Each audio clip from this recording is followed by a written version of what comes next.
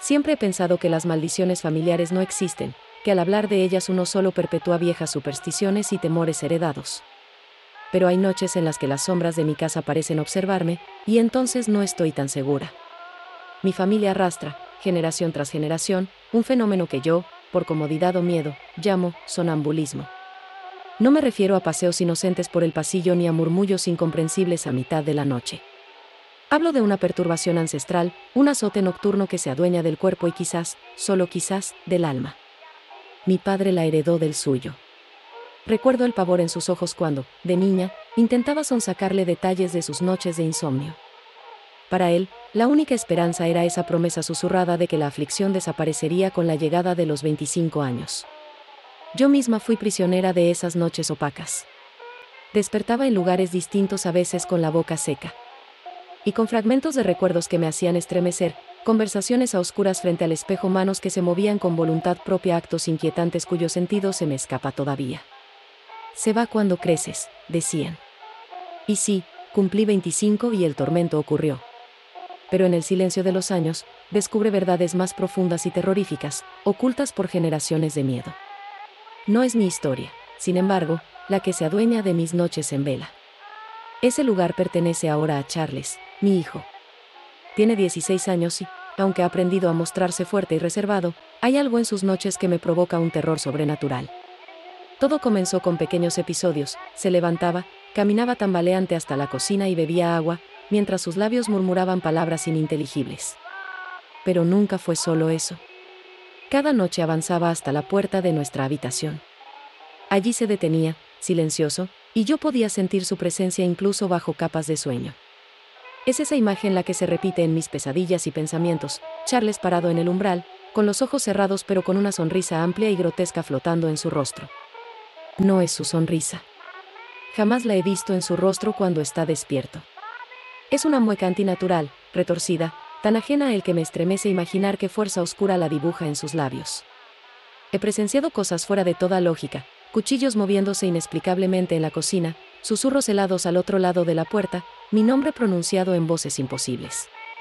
Hay noches en que, a oscuras, tiene el sentido de que no comparto la casa solo con mi familia, sino también con algo que se arrastra por los rincones y que usa a Charles como puerta de entrada.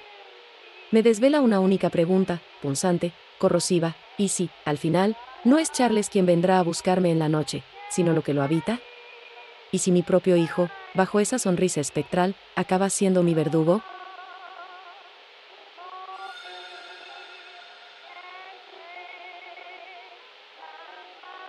El doctor Emanuel Torres había sido recientemente transferido a la morgue del Hospital San Lázaro, un edificio viejo, de muros agrietados y pasillos que olían a desinfectante barato y carne vieja. No preguntó por qué el anterior forense había renunciado repentinamente. A esas alturas de su carrera, había aprendido que el silencio era parte del oficio. Era su segunda noche en el lugar cuando lo llamaron para una autopsia doble. 2 niños hermanos habían muerto en circunstancias misteriosas. Se decía que se habían ahogado en el pozo de su casa, pero sus cuerpos no presentaban signos claros de ahogamiento. El informe policial estaba lleno de tachaduras y frases sin sentido, como si quien lo hubiera escrito estuviera demasiado alterado para ser coherente. Eran las 2:47 Alto Ema cuando Emanuel descendió al sótano, donde se encontraba la sala de autopsias. Las luces parpadeaban levemente, como si les costara mantenerse vivas. Al abrir la cámara frigorífica, un escalofrío más profundo que el del ambiente recorrió su espalda. Los cuerpos de los niños, pálidos y con expresiones congeladas de terror, parecían estar mirándolo. Los colocó sobre la mesa de acero. Tomó su grabadora, colocó su bata y guantes y comenzó el procedimiento. Autopsia iniciada. Casus 032-6032, de género masculino, edades aproximadas entre 6 y 8 años. Un ruido seco interrumpió su dictadón. Clac. Venía de uno de los casilleros de cadáveres. Emanuel se congeló, respiró hondo. Probablemente había dejado mal cerrado algún compartimiento. Se acercó a revisar. Todo parecía estar bien. Al volver a la mesa de autopsia, notó que las luces titilaban con más intensidad, y entonces lo escuchó en un susurro, apenas audible, como si alguien hablara desde dentro de una cueva. —¿Dónde estás? Soltó la herramienta que tenía en la mano. Cayó al suelo con un sonido metálico. Miró alrededor, estaba solo. Reprodujo la grabación por si había captado algo. Solo su voz, hasta que notó un leve murmullo de fondo. Lo volvió a escuchar. Esta vez más claro, doctor. El corazón comenzó a latirle con fuerza. Intentó mantener la calma. Se acercó a los cuerpos. Los ojos de uno de los niños estaban abiertos. Retrocedió bruscamente, tropezando con una bandeja de instrumental quirúrgico. Cayó de espaldas. Jadeando miró de nuevo. Los ojos del niño estaban cerrados. Emmanuel se frotó el rostro. Tal vez el cansancio le estaba jugando una mala pasada. Se incorporó con esfuerzo. Volvió a la mesa, pero ahora había algo diferente en los cuerpos. La piel de sus manos ya no estaba húmeda, como si acabaran de sacarlos del agua. «Esto no es normal», murmuró. Tomó una muestra de tejido. Cuando iba a colocarla en el recipiente, la luz se apagó. Oscuridad total. 1 segundo, 2, 3, un leve zumbido, y luego la luz volvió. Pero la sala ya no estaba vacía. Una figura infantil estaba de pie frente a la mesa, mojada, los ojos completamente negros. Sonreían. Emmanuel gritó. Tropezó, se arrastró hasta la puerta. Golpeó, gritó por ayuda. La figura no se movía, pero lo miraba fijamente. «¿Nos vas a abrir?», susurró una segunda voz. Detrás de él, volteó. Otro niño, igual de empapado, le sostenía la pierna. Emmanuel gritó aún más fuerte, golpeando la puerta de acero con los puños ensangrentados. Nadie respondió y entonces, el silencio. A la mañana siguiente, cuando los celadores llegaron, encontraron la puerta de la sala de autopsias abierta. A la mesa estaba vacía. No había cuerpo, no había forense, solo una grabadora encendida que repetía en bucle la misma frase. «¿Nos vas a abrir? ¿Nos vas a abrir? ¿Nos vas a abrir?». Desde aquel día, nadie volvió a ocupar ese turno. Y en las madrugadas, si uno se queda en silencio frente a la puerta del sótano, puede escuchar los pasos de Emmanuel, aún huyendo por un pasillo que no tiene salida.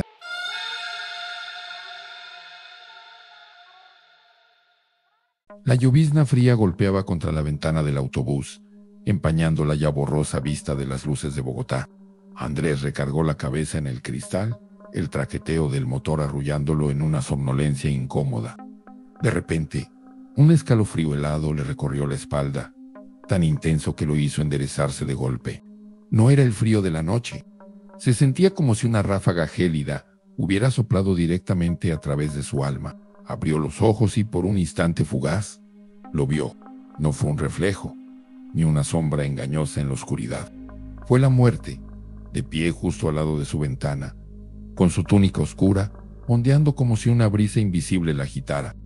No tenía guadaña ni rostro esquelético, solo una profunda e insondable oscuridad donde deberían estar los ojos. La sensación de su presencia era tan abrumadora que el aire mismo pareció volverse denso y pesado. Duró apenas 1 segundo, luego desapareció tan rápido como había llegado. Andrés se levantó de su asiento con una urgencia que no pudo controlar. Necesitaba salir de ese autobús, lejos de la sensación persistente de frío y la imagen que se negaba a desaparecer de su mente. Presionó el botón de parada, sus dedos temblaban.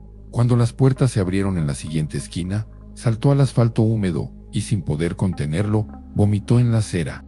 Solo fue el cansancio, se dijo a sí mismo, intentando convencerse mientras se limpiaba la boca con el dorso de la mano. La imagen, la sensación, debían haber sido producto de su imaginación agotada, una pesadilla lúcida. Los días siguientes transcurrieron con una extraña normalidad. Andrés intentó olvidar el incidente, sumergiéndose en sus rutinas diarias.